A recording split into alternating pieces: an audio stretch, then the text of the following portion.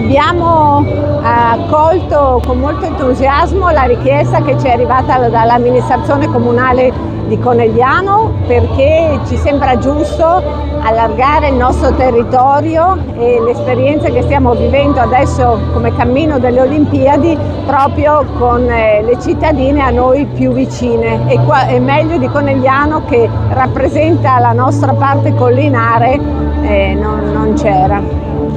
Avete in progetto altre iniziative insieme a Conegliano per i prossimi mesi?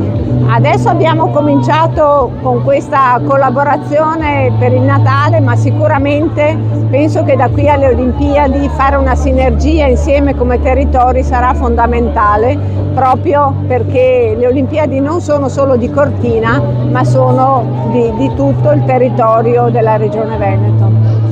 Oltre a Conegliano avete donato anche altri alberi o Conegliano è stata la vostra scelta principe?